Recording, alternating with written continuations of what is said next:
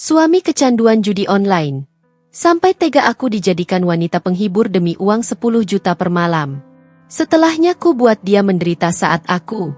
Assalamualaikum warahmatullahi wabarakatuh. Halo Bunda sahabat Ainun. Semoga Bunda semuanya dalam keadaan sehat dan selalu bahagia ya. Sebelum saya lanjut, yuk Bunda absen dari kota mana saja? Dan buat yang sudah like, komen, dan subscribe semoga rezekinya dilancarkan ya.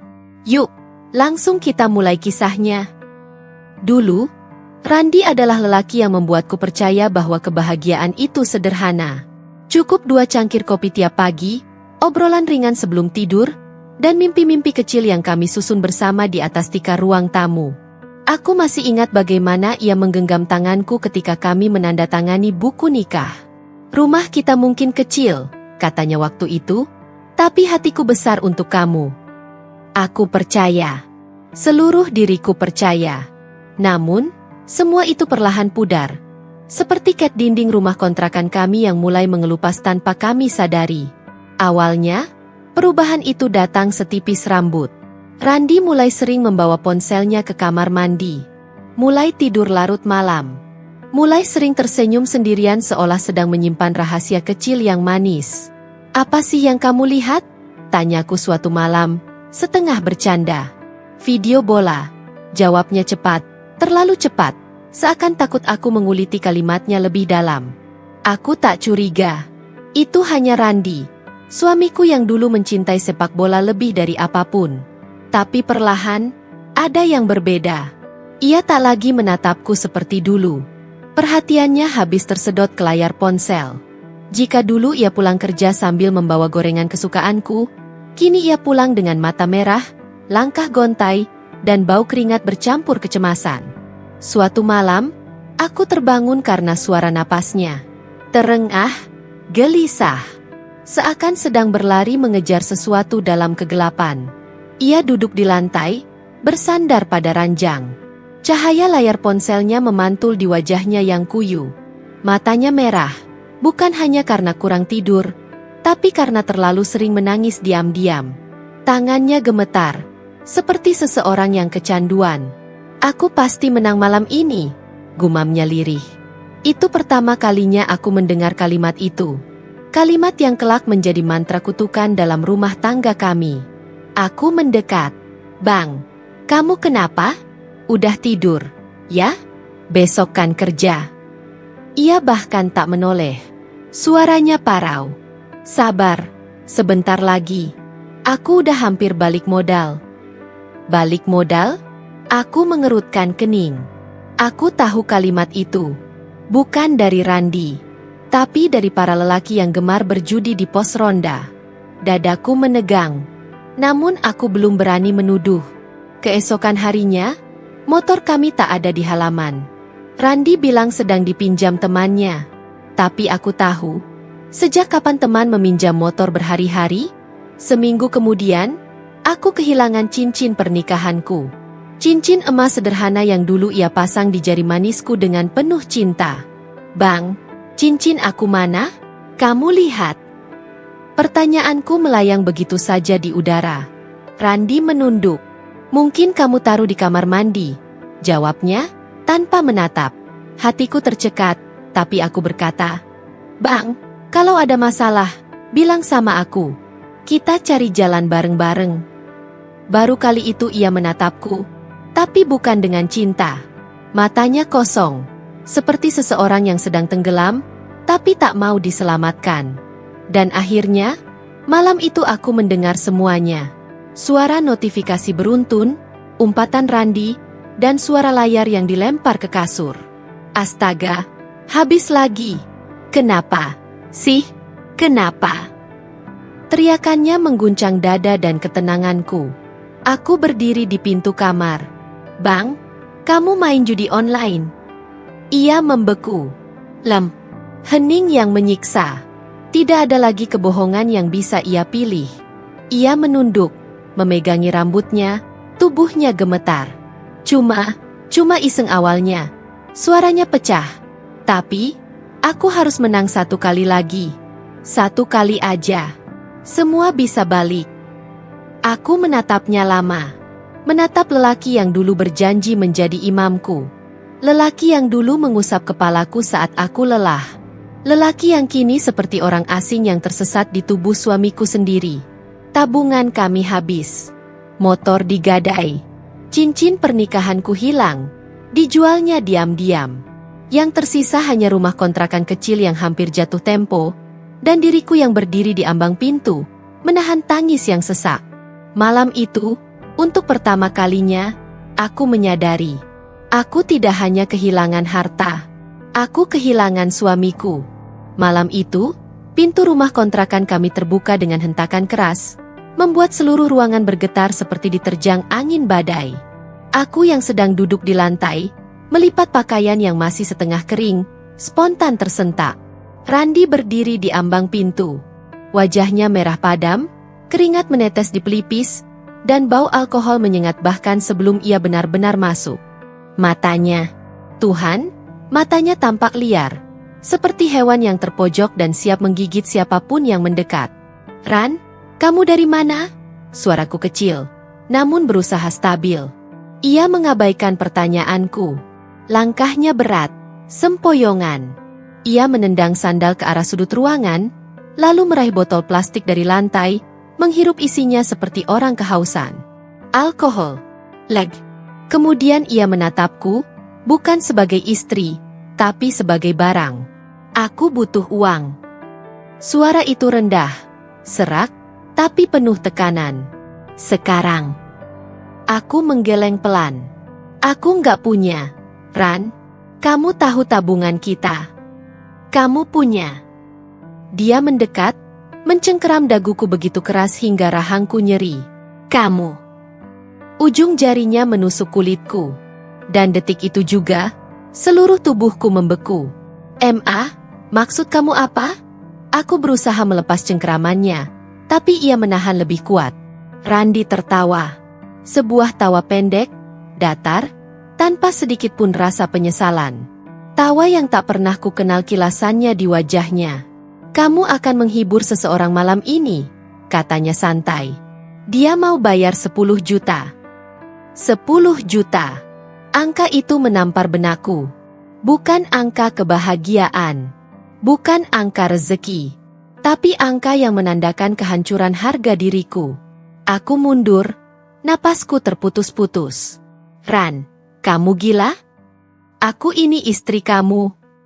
Ia maju selangkah, menekanku ke tembok seperti binatang buruan. Istri. Ia mencibir. Kamu pikir istri itu cuma untuk dimanja? Kamu pikir aku kerja keras buat apa selama ini? Buat kita. Ia menunjuk kepalanya sendiri. Tapi sekarang aku butuh kamu. Sekali ini aja. Bayangin, 10 juta. Kita bisa mulai lagi, bayar hutang, aku bisa menang lagi. Suaranya meninggi, meledak-ledak, bercampur aroma alkohol dan putus asa. Aku menetas air mata. Ran, jangan pakai aku. Aku mohon. Diam. Ia membanting tanganku ke tembok. Aku meringis.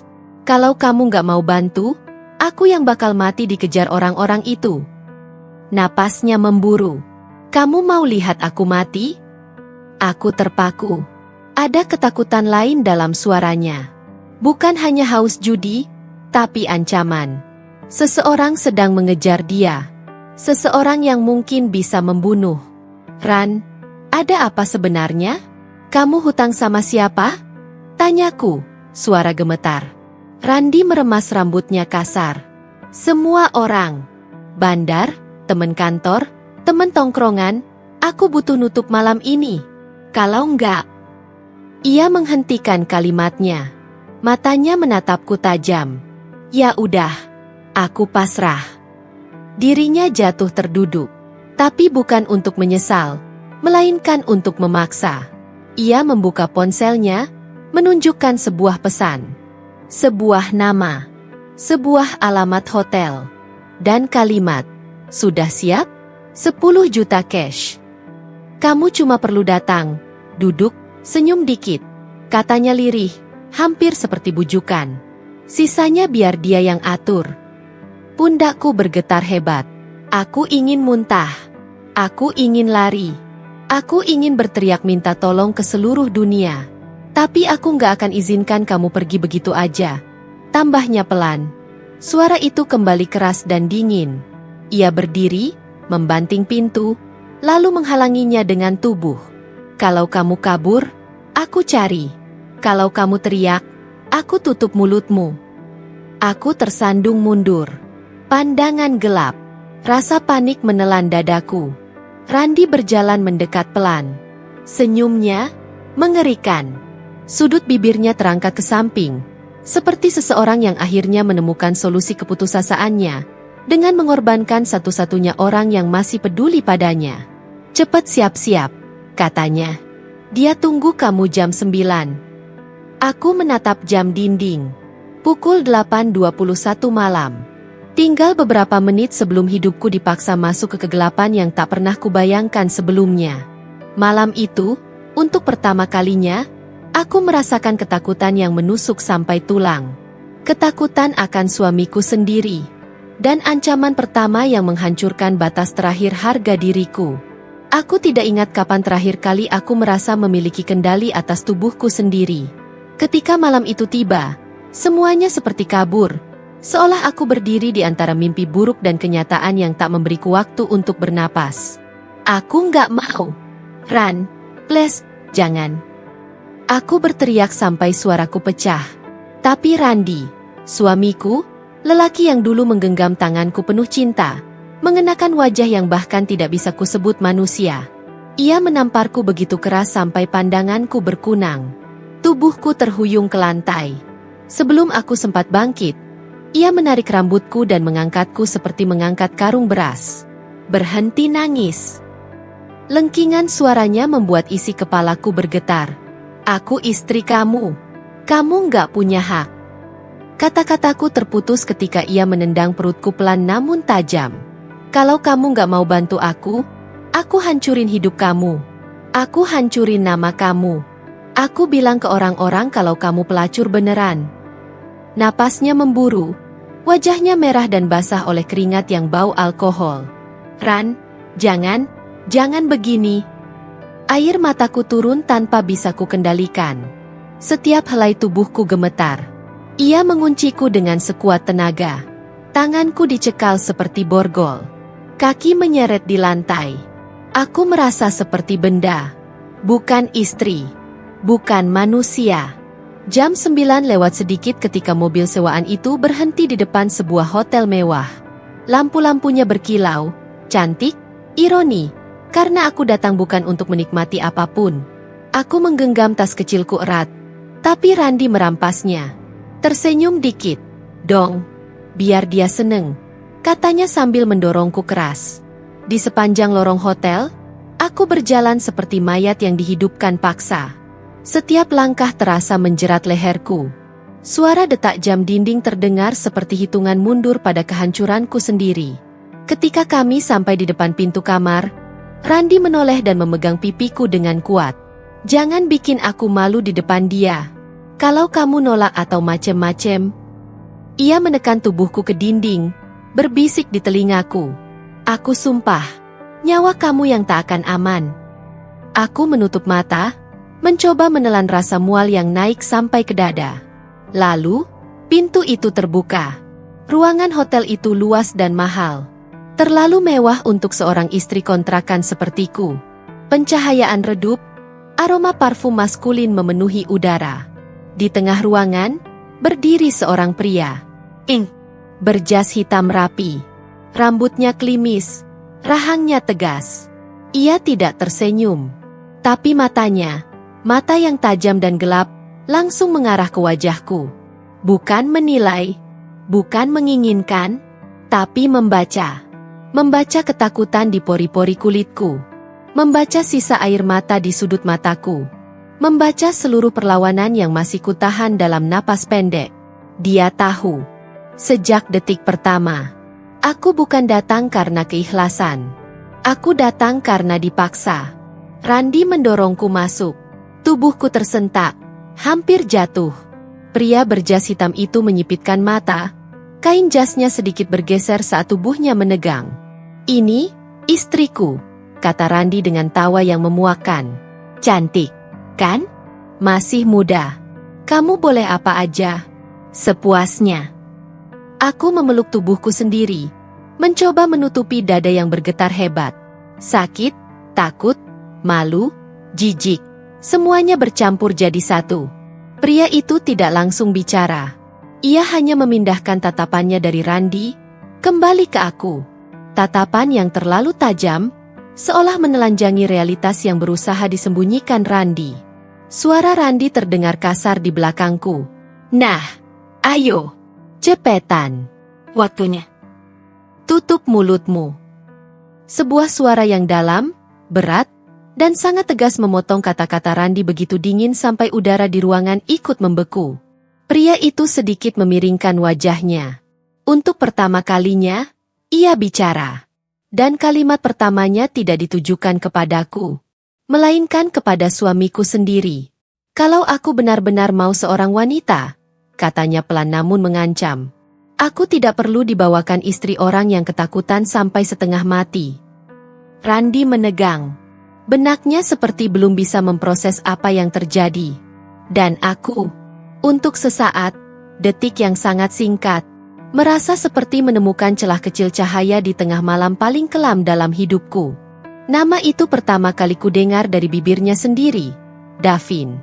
Nama yang terdengar tenang, sederhana, namun memiliki gravitasi yang membuat Randi langsung mengecil seperti debu tertiup angin. Davin tidak terlihat seperti pria yang datang ke hotel untuk membeli perempuan. Gerakannya tenang, terukur, dan dingin. Tapi dinginnya bukan seperti es, melainkan seperti pisau yang tahu kapan harus mengiris dan kapan harus diam. Ketika Randi masih mencoba memaksakan senyum dan berkata hal yang memuakkan, Davin mengangkat tangannya perlahan, hanya isyarat kecil, namun cukup untuk membuat suamiku terdiam seperti keran yang diputar mati. Kemudian matanya kembali ke arahku. Tatapannya tidak menjilat, tidak menghakimi, tidak memandangku sebagai barang, melainkan membaca. Seolah ia bisa melihat seluruh riwayat luka yang baru beberapa jam lalu masih panas. Seolah ia bisa mendengar napas yang kupaksa teratur agar tidak runtuh di hadapan mereka. "Dia maksa kamu." Suaranya rendah, terkendali. Tapi ada bara halus di baliknya. Aku menggigit bibir. Aku tidak berani bicara. Tidak berani mengangguk. Randi berada terlalu dekat. Bau alkoholnya bahkan masih menempel di pakaian belakangku. Tapi tubuh tidak bisa berbohong. Tanganku gemetar hebat. Tubuhku goyah. Seolah tulang-tulangku tidak lagi sanggup memikul seluruh beban yang dilemparkan suamiku. Air mataku jatuh. Bukan karena ingin, tapi karena tubuhku menyerah. Davin melihat semuanya. Ia menarik napas dalam, seperti sedang menahan amarah yang berusaha ia jinakkan. "Duduk." Perintahnya pelan namun tegas, seperti seseorang yang tidak biasa ditolak. Aku menuruti. Bukan karena takut padanya, tapi karena lututku terlalu lemah untuk berdiri. Aku duduk di ujung sofa, memeluk diriku sendiri. Randi berdiri di belakangku, wajahnya gelisah, bingung kenapa rencana kotornya tidak berjalan seperti yang ia bayangkan. Davin menggeser kursi dan duduk di depanku. Kami hanya terpisah satu meja kecil. Ia tidak mendekat, tidak mencoba menyentuh, hanya menatap, penuh perhitungan, namun tidak kejam. "Aku tidak akan menyentuhmu," katanya, setiap katanya seperti terbalap oleh kontrol diri yang kuat. "Aku hanya ingin tahu."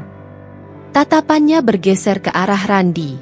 Siapa bajingan yang menjual istrinya sendiri? Suasana kamar itu menegang. Randi membuka mulut, mencoba menjelaskan, membela diri, atau entah apa. Tapi Davin mengangkat tangan kecil saja. "Jangan bohong." Nada suaranya turun satu oktav. Tadi aku lihat wajahnya sebelum masuk. Ia mencondongkan kepala sedikit, matanya kembali menusukku. Wajah perempuan yang takut sampai tulangnya ikut gemetar. Aku menunduk, menahan isak yang tercekat di tenggorokan. Davin berbalik lagi ke arah Randi, meremas rahangnya sendiri untuk menahan emosi.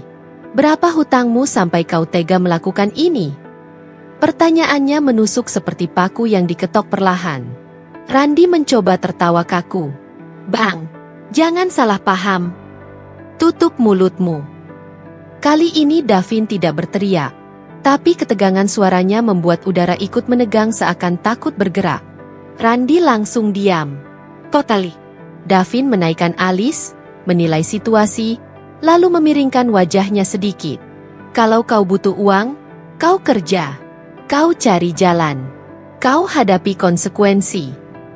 Ia mengetuk meja dengan jarinya. Tapi menjual istrimu sendiri, itu kelas sampah yang bahkan sulit dibayangkan. Kata sampah membuat pipi Randi memerah.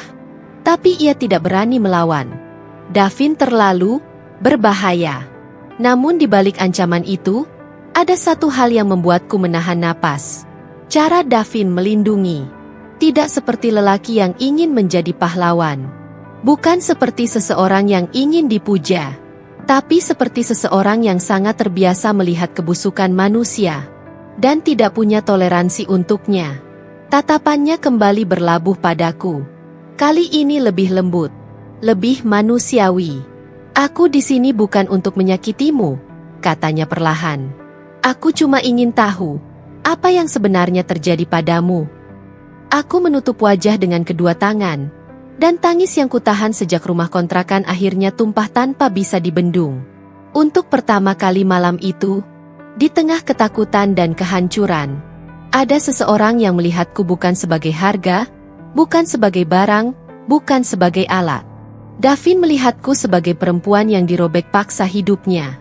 Dan ia belum selesai berbicara. Aku tidak tahu berapa lama aku menangis di dalam kamar hotel itu. Mungkin beberapa menit. Mungkin 1 jam.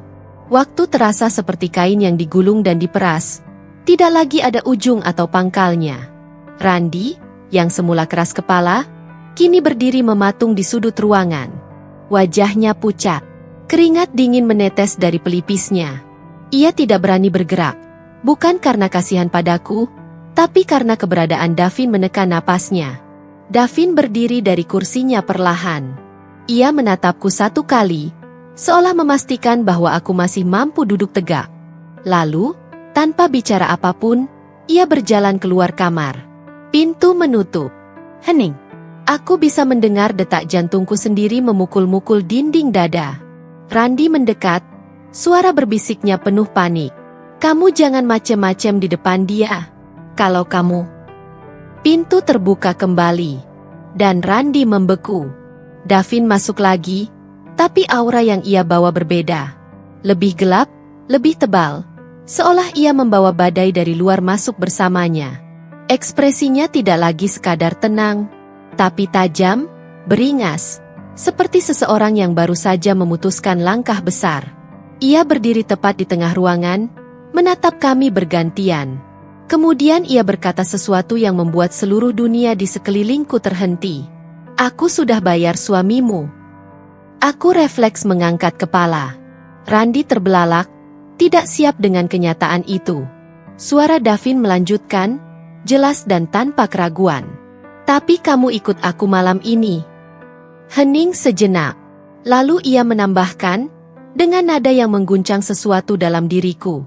Bukan sebagai wanita pesanan, tapi sebagai seseorang yang akan aku keluarkan dari neraka rumahmu. Napas Randi terputus. Bang, maksud lo apa? Ini istri gue. Davin menatapnya seperti menatap sampah yang merusak pemandangan. Yang kau jual. Dengan tanganmu sendiri. Sebelum Randi sempat melawan, Davin melemparkan selembar kertas ke arahnya. Kertas itu terjatuh di lantai, melayang pelan. Amplop tebal berisi uang. Ini cukup untuk menutup sebagian utangmu, kata Davin. Tapi sejak detik ini, dia tidak ikut pulang denganmu. Randi ingin bicara, tapi Davin mendekat, bukan dengan amarah, melainkan dengan bahaya yang mendesis. Jika kau pernah mencoba mengusiknya lagi, katanya pelan, bukan hanya utangmu yang kubayar. Aku akan pastikan hidupmu tidak pernah bangun dari mimpi buruk ini. Randi mundur. Kakinya gemetar. Ia tahu siapa Davin. Bukan namanya, Tapi auranya, hanya pria yang pernah hidup di jurang gelap yang bisa memancarkan ketegasan setajam itu. Davin lalu menoleh padaku. Tatapan itu membuat tubuhku yang rapuh kembali menemukan bentuknya. Kenapa? Suara itu keluar dari mulutku sendiri, kecil dan serak. Kenapa kamu melakukan ini untuk aku? Davin terdiam sebentar, sebelum duduk kembali di kursi di depanku. Ia menyandarkan siku pada lutut, menautkan jarinya. Aku pernah punya ibu, jawabnya. Ibu yang diperlakukan lebih buruk dari ini, oleh seseorang yang seharusnya melindunginya. Matanya menegang, tapi suaranya tetap lembut. Aku terlalu kecil waktu itu untuk menolongnya. Tapi aku tidak lagi kecil sekarang. Aku menggigit bibir, menahan guncangan emosi yang kembali merambat naik. Kalau malam ini aku biarkan kamu pulang ke rumah itu. Ia memberi jeda. Aku tidak berbeda dari orang yang dulu membiarkan ibuku tinggal bersama monster. Kata monster itu membuatku menutup wajah. Aku terisak, bukan karena Davin menyelamatkanku, tapi karena untuk pertama kalinya seseorang melihatku sebagai manusia yang pantas ditolong. Bukan sebagai harga yang harus dibayar. Bukan sebagai tubuh yang harus dijual. Bukan sebagai kesalahan yang harus dipikul sendiri. Melainkan korban. Seseorang yang tidak punya pilihan lain selain bertahan di dalam neraka yang dibangun oleh orang yang seharusnya mencintainya. Davin memberikan napas panjang, seakan melepaskan beban yang bukan milikku. Mulai malam ini, katanya pelan, rantai itu putus. Aku mengangkat wajah. Air mata membanjiri pipi. Jantungku berat namun untuk pertama kalinya, terasa memiliki ruang untuk bernapas. Randi hanya bisa mematung, sementara Davin berdiri di depan pintu, menunggu.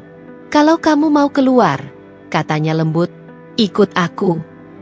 Di luar pintu itu, ada dunia yang tidak pernah kubayangkan.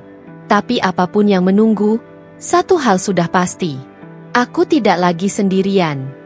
Udara malam di luar hotel terasa seperti dunia lain. Lebih dingin, lebih sunyi, dan entah mengapa, lebih bebas. Aku masih gemetar ketika Davin membawaku menuju mobil hitamnya.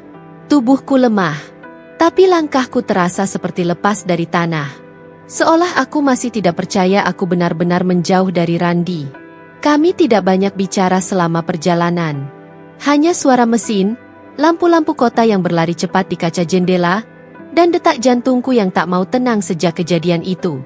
Sesekali Davin melirik, memastikan aku tidak pingsan. Pandangan itu bukan sekadar peduli, melainkan waspada, seakan ia menjaga sesuatu yang rapuh tapi penting. Ketika mobil berhenti di depan sebuah gedung tinggi yang megah, aku sempat tak yakin Davin membawaku ke tempat ini. Gedung itu tidak seperti hotel mewah, melainkan hunian pribadi yang dijaga ketat. Davin turun lebih dulu dan membuka pintuku. Yuk, katanya singkat namun lembut. Aku mengangguk, mengikuti langkahnya masuk ke dalam lift pribadi. Davin menekan tombol paling atas, PH, penthouse. Jantungku berdebar lebih cepat. Bukan karena takut, tapi karena sejak Randi berubah, tidak ada lagi ruang yang bisa disebut aman. Dan kini, aku memasuki tempat yang benar-benar asing. Pintu lift terbuka. Penthouse itu luas, modern, dingin namun bersih. Cahaya lampu kuning hangat menyapu ruangan yang dipenuhi kaca. Malam kota tampak seperti hamparan cahaya tak berujung. Aku tahu kamu takut, kata Davin sambil menaruh jaketnya. Tapi tempat ini aman. Tidak ada yang tahu kamu di sini. Ia tidak memaksaku masuk lebih jauh. Hanya menunggu, memberiku waktu menyesuaikan diri. Perlahan aku masuk. Kakiku terasa ringan, tapi dadaku tetap sesak. Aku gak tahu harus bilang apa. Gumamku akhirnya. Kamu gak perlu bilang apapun, jawab Davin. Yang kamu perlu cuma istirahat. Ia mengambilkan selimut tebal, lalu menyodorkan tas kertas berisi pakaian bersih, sabun, dan handuk baru. Seolah ia sudah mempersiapkan ini sebelum aku datang. Kamar mandi di sana. Kalau kamu mau mandi dulu, silakan. Suaranya tetap tenang, tidak mendesak. Aku ingin mandi, tapi tubuh ini terlalu gemetar. Aku hanya berhasil duduk di sofa, memeluk selimut seperti seseorang yang baru kehilangan arah hidup. Davin memperhatikan dari jauh. Tidak mendekat, tidak menyentuh, tidak mencoba mengajari bagaimana aku harus merespons trauma yang menyesakkan dadaku. Ia hanya ada, dan entah kenapa, kehadiran itu menenangkan. Malam semakin larut, tapi aku tidak bisa tidur.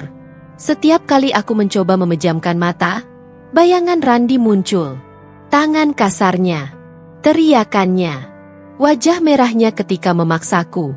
Napasku tercekat, dan tubuhku langsung kaku. Aku meremas selimut dan menahan tangis yang mulai naik. Tapi air mata tetap jatuh sendiri, memecah diam. Kriut lembut terdengar ketika Davin duduk, tidak terlalu dekat, hanya di tepi sofa, menjaga jarak aman seperti dokter yang tahu pasiennya mudah kaget. Kamu nggak bisa tidur? Pertanyaannya pelan, hampir seperti bisikan agar tidak menakutiku. Aku. Suaraku pecah. Setiap kali aku merem, aku dengar suaranya lagi. Aku menggigit bibir sampai terasa asin. Davin menautkan jarinya, menatap lantai sejenak sebelum menatapku lagi. Trauma itu kayak luka sayatan, katanya pelan. Kecil, tapi perih tiap disentuh. Aku menunduk, mengusap air mata. Aku takut dia cari aku. Dia nggak akan tahu kamu di sini.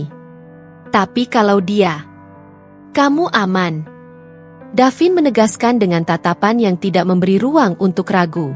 Selama kamu di sini, nggak ada yang bisa sentuh kamu. Ia memberi jeda, termasuk aku. Aku menoleh, dan untuk pertama kalinya, aku melihat sisi dirinya yang lain, lebih manusia, lebih jujur, lebih penuh luka dari yang kubayangkan. Kenapa kamu ngomong gitu? Tanyaku lirih. Davin menarik napas. Soalnya kamu udah terlalu sering disentuh tanpa mau. Ia berhenti sebentar, suara menjadi lebih berat. Aku nggak mau jadi satu dari orang-orang itu. Kata-katanya meluruhkan sesuatu dalam diriku. Rasa takutku tidak hilang.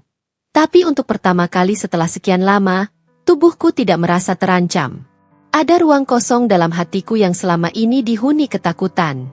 Dan malam itu, ruang itu perlahan diisi oleh sesuatu yang hampir kulupakan. Rasa aman. Aku memeluk selimut lebih erat.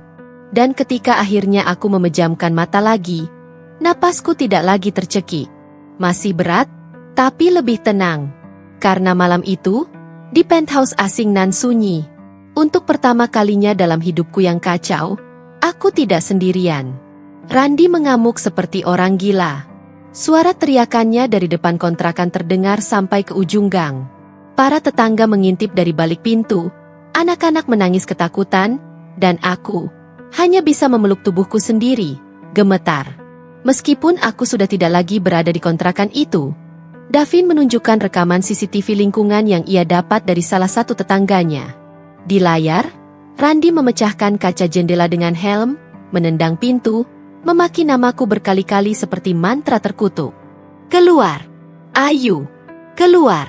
Kamu milik gue! MILIKGUE. Suaranya membuat perutku mulas ketakutan meski aku kini berada di tempat yang jauh lebih aman. Davin mematikan layar. Dia semakin nekat. Tapi itu bagus. Aku menatapnya bingung. Bagus? Dia bisa bunuh aku kalau aku pulang. Davin mencondongkan badan. Suaranya tenang namun tegas. Kelakuannya ini justru memperkuat bukti. Polisi suka hal-hal yang jelas, dan Randi melakukan semuanya secara terbuka. Ia menyerahkan sebuah tablet padaku. Di sana ada rekaman percakapan Randi memaksaku semalam, rekaman ia menyeretku ke mobil, hingga rekaman CCTV hotel saat ia mengambil uang dari Davin. Semuanya sudah aku simpan dalam 3 salinan. Jelas Davin. 1 untuk polisi. 1 untuk pengacara. 1 lagi untuk jaga-jaga kalau dia nekat menghancurkan bukti. Tanganku bergetar saat memegang tablet itu. Kenapa kamu, sejauh ini membantuku? Bisikku lirih. Davin menghela napas, menyandarkan tubuhnya ke sofa. Karena aku tahu rasanya punya hidup yang dirampas oleh seseorang yang seharusnya melindungimu. Ibu aku? Dulu disiksa ayahku sendiri.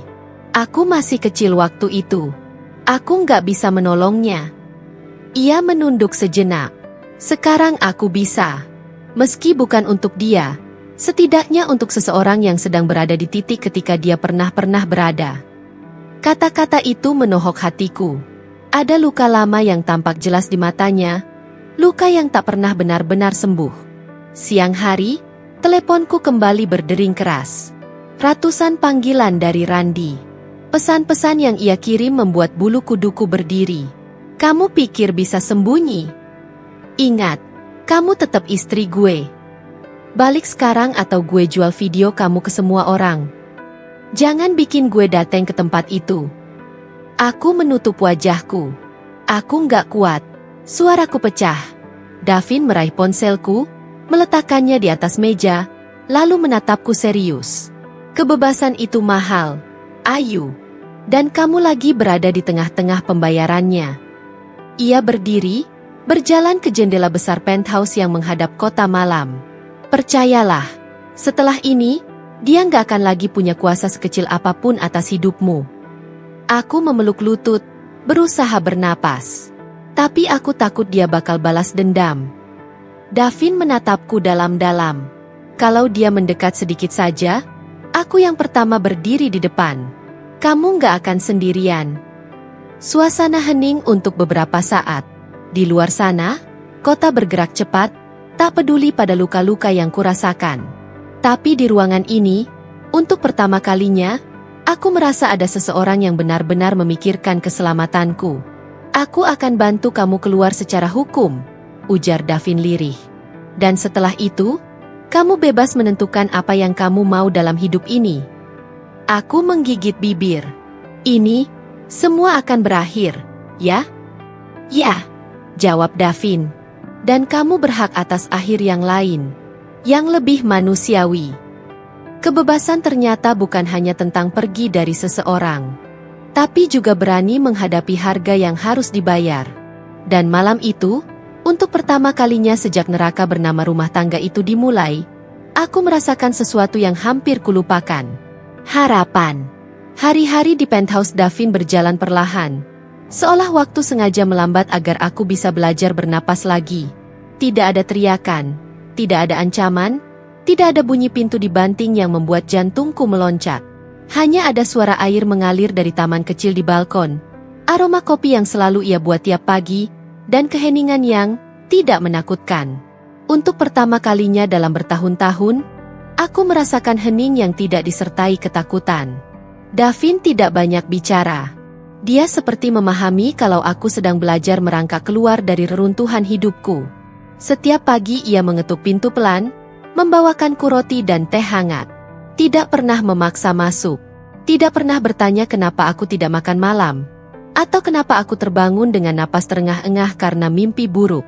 Hanya satu pertanyaan yang rutin ia ulangi. Setiap kali matanya menangkap semburat takut di wajahku. Kamu masih takut?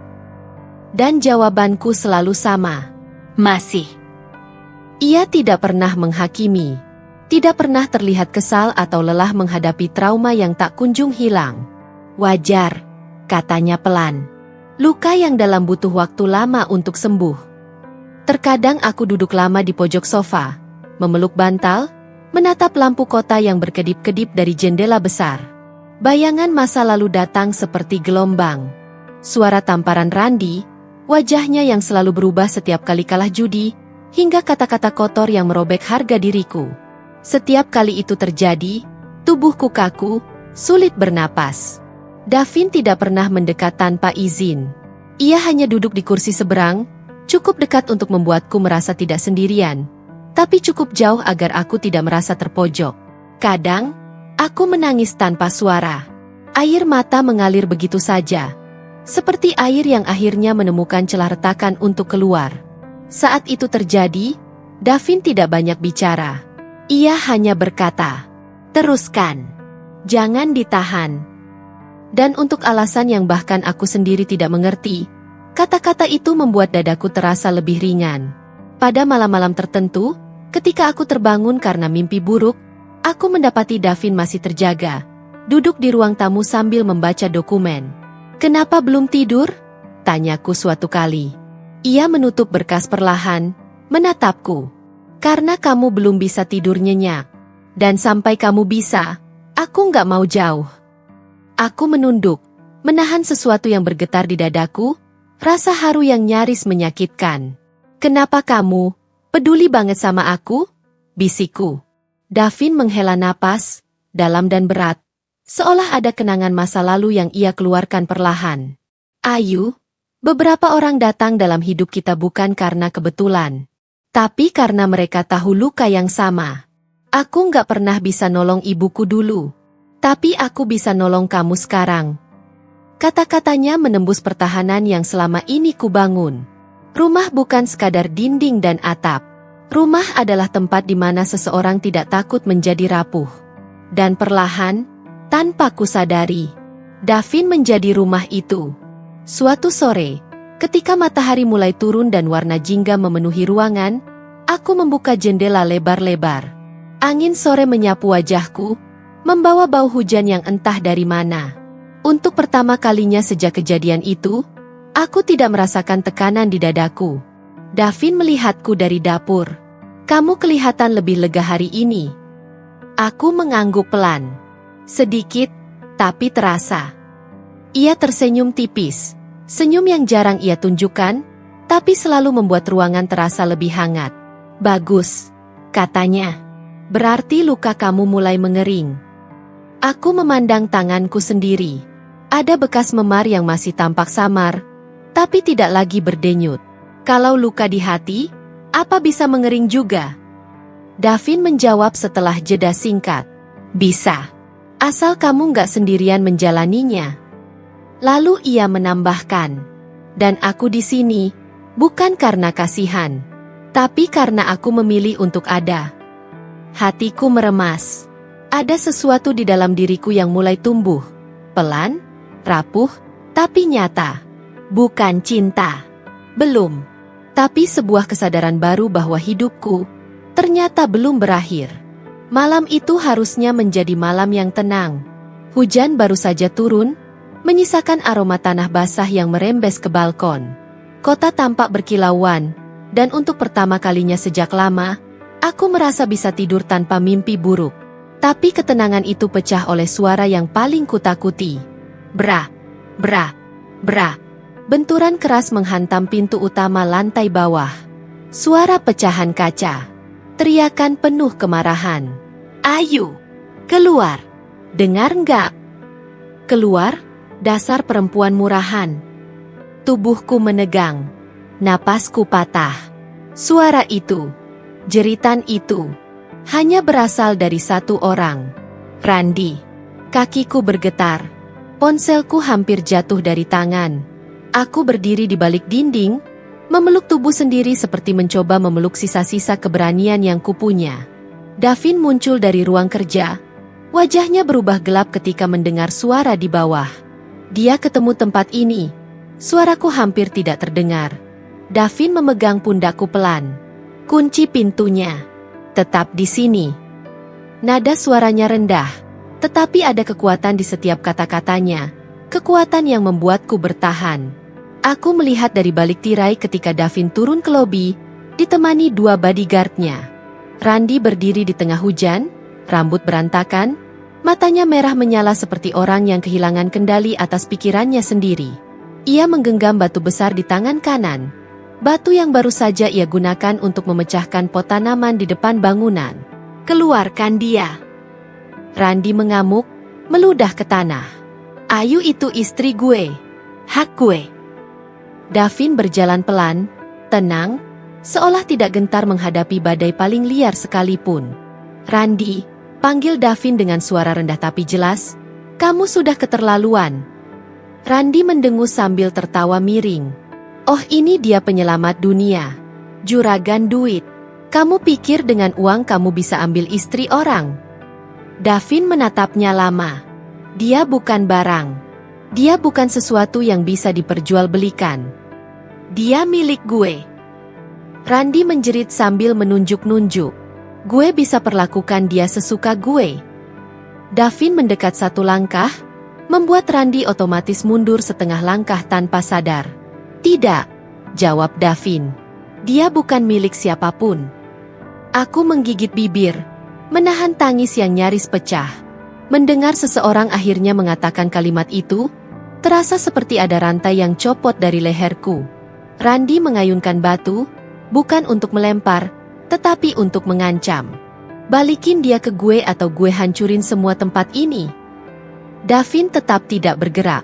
"Kalau kamu sentuh satu hal pun lagi," katanya, nada suaranya berubah lebih dingin dari udara malam, "maka polisi akan melihat semua bukti, termasuk rekaman kamu menjual istrimu." Randi terdiam sesaat, terkejut. Davin melanjutkan, "Aku sudah kirim berkasnya ke pengacara dan polisi. Tinggal menunggu perintah penangkapan." Mata Randi melotot. "Beraninya kamu? Siapa kamu sebenarnya? Apa hak kamu buat campur urusan rumah tangga gue?" Davin tersenyum tipis, senyum yang tidak pernah kulihat sebelumnya, senyum yang lebih mirip ancaman daripada kebaikan. "Hak sebagai orang yang membayar 10 juta, bukan untuk membeli tubuh seorang wanita, tapi untuk membebaskan nyawanya dari kamu." Randi membeku. Batu itu jatuh dari tangannya, menghantam tanah dengan bunyi tumpul. Davin melangkah lebih dekat, suaranya semakin rendah, tetapi tajam seperti pisau. "Kamu pikir aku bayar itu untuk bersenang-senang? Tidak. Aku bayar karena aku melihat seseorang yang butuh diselamatkan. Dan kamu?" Davin menatap Randi dari ujung kepala hingga kaki. "Kamu tidak layak menyentuhnya lagi." Hujan turun lebih deras, membasahi wajah Randi. Tapi itu tidak cukup untuk menyembunyikan ketakutan yang mulai muncul di matanya. "Mulai malam ini," lanjut Davin, "semua tindakanmu, semua ancamanmu, semua kekerasanmu, ada dalam proses hukum." Randi mencoba bersikap garang, tapi suaranya bergetar. "Kita lihat, siapa yang menang nanti." Dia mundur perlahan, lalu berlari ke arah motor bututnya yang terparkir sembarangan. Mesin meraung, suara knalpotnya memekakan telinga. Lalu ia pergi menembus hujan, meninggalkan jejak kegilaan di belakangnya.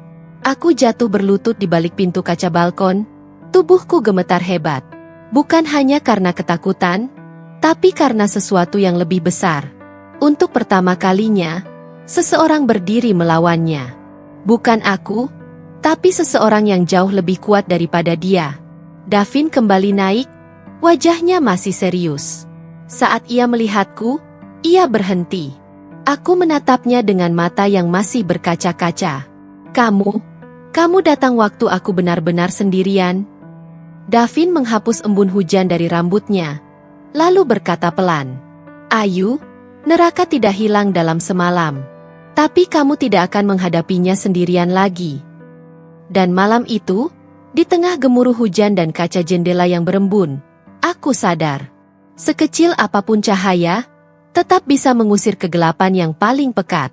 Pagi itu udara terasa berbeda. Langit tidak lagi terlihat mengancam seperti hari-hari sebelumnya. Ada cahaya tipis yang merayap masuk melalui jendela penthouse, cahaya yang terasa asing, tapi hangat. Seolah semesta ingin mengirimkan isyarat bahwa sesuatu akan berubah. Davin berdiri di samping meja, memeriksa berkas-berkas yang semalaman ia susun. Rekaman CCTV hotel, rekaman suara ancaman Randi, foto memar di tubuhku, laporan medis, serta bukti transfer uang yang digunakan Randi untuk berjudi. Aku duduk di sofa, jari-jariku saling menggenggam erat.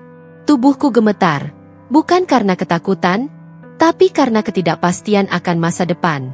"Ayu," panggil Davin. "Mereka sebentar lagi datang." Aku mengangguk pelan, mencoba menenangkan dada yang terasa sesak.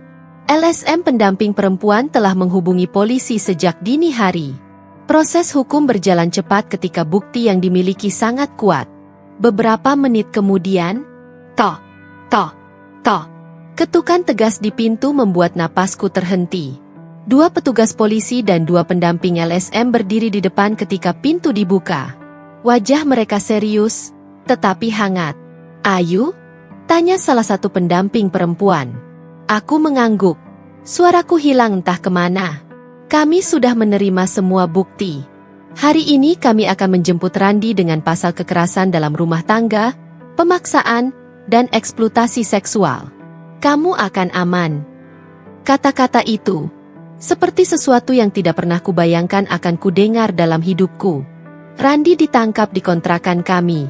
Ketika rombongan petugas tiba, dia sedang duduk di lantai, tampak tidak tidur semalaman. Mata merahnya bergerak liar, seolah mencoba mencari celah untuk melarikan diri. Apa ini? Apa-apaan ini? Teriaknya. Randi Prasetya, salah satu polisi membaca surat perintah. Anda ditangkap atas dugaan KDRT, ancaman, pemaksaan, dan eksploitasi terhadap istri Anda. Randi langsung mengamuk. Ayu. Ayu yang lapor. Dasar perempuan gak tahu diri. Gue suami lo. Lo milik gue. Mulutku kering. Tapi pendamping perempuan memegang tanganku, memberi kekuatan. Tidak ada manusia yang menjadi milik siapapun, katanya tegas. Kalimat itu menusuk jantungku. Indah, tetapi juga menyakitkan karena selama ini aku tidak pernah berani memikirkannya. Randi meronta, menendang, bahkan mencoba kabur. Namun dua petugas laki-laki dengan sigap menangkap lengannya, memutar paksa, dan memborgolnya. Aku nggak terima. Lepasin gue. Lepas. Teriakannya menggema di sepanjang gang sempit kontrakan, tapi tidak ada lagi kekuasaan di balik suaranya. Hanya ketakutan. Hanya kemarahan seorang laki-laki yang kehilangan kontrol atas seseorang yang selama ini ia tindas. Pintu mobil polisi dibanting tertutup. Duk. Suara itu menembus diriku lebih dalam daripada semua teriakan Randi sebelumnya. Itu suara kebebasan. Suara sebuah sangkar yang akhirnya pecah. Ketika mobil polisi pergi, aku berdiri di pinggir jalan dengan tubuh gemetar hebat. Lututku terasa lemas. Aku hampir jatuh kalau Davin tidak menahan lenganku. Tarik napas, katanya lembut. Aku mencoba. Udara masuk sedikit, tersendat, tapi semakin lama semakin lancar. Mataku basah, bukan karena sedih, bukan karena takut, tapi karena sebuah beban besar yang perlahan-lahan terangkat dari dadaku. Aku bebas? Bisikku, tidak yakin. Davin menatapku, matanya tidak sekadar tenang, tapi bangga. Kamu bebas, ulangnya dengan suara rendah yang hampir bergetar. Kamu sudah melewati hal yang sangat berat, tapi kamu bertahan. Dan sekarang, tidak ada lagi yang bisa menyentuh kamu tanpa izinmu. Aku menutup wajahku dengan kedua tangan. Tangisku pecah begitu saja. Tangis yang berbeda dari sebelumnya. Bukan tangis ketakutan, tapi tangis yang keluar setelah menahan sakit terlalu lama. Selama ini, aku hidup seperti burung dalam sangkar yang semakin mengecil, tercekik oleh seseorang yang seharusnya melindungiku. Dan hari ini, pintu sangkar itu terbuka. Tapi ketika aku menggenggam lengan Davin, sesuatu dalam diriku sadar. Kebebasan ini tidak datang begitu saja. Ada seseorang yang berdiri bersamaku. Ada seseorang yang berani menentang neraka yang selama ini kulalui. Aku menatapnya, masih terisak. Terima kasih, bisikku. Kalau tidak ada kamu, mungkin aku masih terjebak. Davin menggeleng pelan. Kamu yang menyelamatkan dirimu sendiri. Ayu, aku hanya memegang pintunya supaya kamu bisa keluar. Kata-kata itu membuat hatiku semakin runtuh, lalu kembali tersusun pelan-pelan. Untuk pertama kalinya, aku merasakan hidupku kembali menjadi milikku. Dan langit yang tadi mendung kini terlihat lebih terang. Entah karena matahari keluar, atau karena beban gelap itu akhirnya jatuh dari pundakku. Ruang sidang terasa lebih dingin daripada biasanya. Bukan karena AC, melainkan karena tatapan semua orang yang tertuju pada satu sosok, Randi. Lelaki yang dulu membuat tubuhku lebam, jiwa hancur, dan harga diriku diinjak-injak. Hari ini, dia yang duduk di kursi terdakwa. Aku duduk di kursi saksi, jemariku sedikit bergetar. Tapi bukan karena takut, melainkan karena akhirnya aku memiliki suara. Jaksa memintaku bersumpah. Lalu sidang dimulai. Satu persatu bukti ditampilkan. Foto-foto lebam di lengan, di punggung, di wajahku. Rekaman suara ketika ia menjerit memaksaku keluar rumah di tengah malam hanya karena ia kalah berjudi. Video dari tetangga, ketika aku diseret masuk rumah seperti hewan. Setiap bukti yang muncul membuat ruangan bergema oleh desahan kaget dan bisik-bisik. Randi mulai gelisah. Wajahnya memucat. Keringat dingin menetes meski udara ruangan sangat dingin. Ketika rekaman yang paling menyakitkan diputar, rekaman saat dia menjualku pada pria hidung belang, aku menutup mata sejenak. Napasku tercekat. Tapi aku tidak menangis. Tidak lagi. Randi memukul meja keras. Cukup. Itu semua bohong, teriaknya. Hakim menatapnya tajam. Diam atau saya keluarkan dari ruang sidang. Ia terengah-engah, lalu memandangku. Matanya merah, wajahnya putus asa. Ayah, masih sayang kamu. Suaranya gemetar seperti anak kecil yang ketakutan. Aku menatapnya tanpa sedikit pun kelembutan. Kamu tidak pernah mencintaiku, jawabku pelan namun jelas. Kamu hanya mencintai bagaimana kamu bisa menguasai dan menggunakan diriku. Randi menggeleng, wajahnya hancur. Jangan tinggalkan aku. Kamu istriku. Kamu harus ikut aku. Kamu milik aku. Aku mengangkat dagu dan menatapnya dengan seluruh rasa luka yang pernah kutanggung. Aku bukan milik siapapun. Kamu tidak punya hak atas hidupku. Randi menunduk. Tubuhnya bergetar. Entah karena marah, takut, atau keduanya. Hakim mengetuk palu 3 kali. Putusan dibacakan. Menjatuhkan hukuman penjara selama 4 tahun. Suara hakim bergema di seluruh ruangan. Randi terpaku. Wajahnya berubah pucat. Tangannya terangkat, seolah memohon padaku. Suara seraknya bergetar. Tolong, jangan biarkan aku masuk penjara. Tolong, jangan. Aku berdiri perlahan. Randi, bisikku, 4 tahun terlalu ringan untuk neraka yang kamu berikan. Ia menjerit histeris ketika petugas memborgol tangannya. Ketika tubuhnya diseret keluar, aku menatap kepergiannya tanpa dendam, hanya kelegaan. Ketakutan yang dulu selalu dia pakai untuk menghancurkanku, kini berbalik menghantuinya. Dan untuk pertama kalinya, aku bisa bernapas tanpa rasa ingin mati. Setelah persidangan dan semua proses hukum selesai, hidupku berubah seperti bab baru yang masih kosong. Tidak ada lagi pintu rumah yang dibanting. Tidak ada lagi ancaman di tengah malam. Tidak ada lagi ayat-ayat manipulatif yang memaksaku bertahan. Yang tersisa hanya aku, tubuh, jiwaku, dan kemungkinan yang baru. Beberapa minggu setelah vonis dijatuhkan, aku duduk di taman kota, menatap anak-anak berlarian, orang tua yang berjalan pelan, dan langit yang cerah. Aku tidak mencintai siapapun saat ini. Aku hanya belajar mencintai diriku sendiri. Davin datang tanpa suara, duduk di sebelahku. Wajahnya yang tenang selalu membuat dadaku terasa lebih ringan. Sidangnya selesai. Kamu menang, katanya. Aku tidak merasa sedang menang, jawabku lirih. Yang kuwujudkan hanya kebebasan. Davin mengangguk, seolah ia memahami lebih dalam daripada yang kukatakan. Aku mau tanya satu hal, katanya akhirnya. Kamu mau lanjut hidup tanpa aku? Atau ada ruang untuk seseorang menemani? Aku menunduk, menatap jemariku sendiri. Untuk pertama kalinya dalam hidup, aku boleh memilih. Tanpa terpaksa, tanpa ancaman, tanpa harga diri yang dipertaruhkan. Aku ingin melanjutkan hidupku sendiri, kataku pelan. Tapi, Davin menunggu, tidak mendesak. Tapi bolehkah kamu tetap berada di hidupku? Bukan mengambil, bukan memiliki, hanya menemani.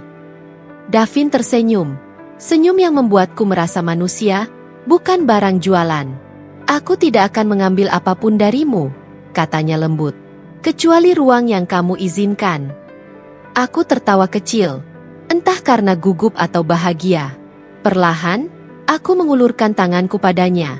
Tidak seperti wanita yang membutuhkan penyelamat, tetapi seperti seseorang yang memilih dengan sadar. Kalau begitu, tetaplah di sini, di sisiku. Davin menggenggam tanganku dengan cara yang tidak pernah kulupa. Tidak erat, tidak memaksa, tapi pasti. Seolah berkata, "Kamu bebas. Kamu selamat. Kamu tidak sendirian." Dan saat matahari sore jatuh di balik gedung-gedung tinggi, aku menyadari sesuatu.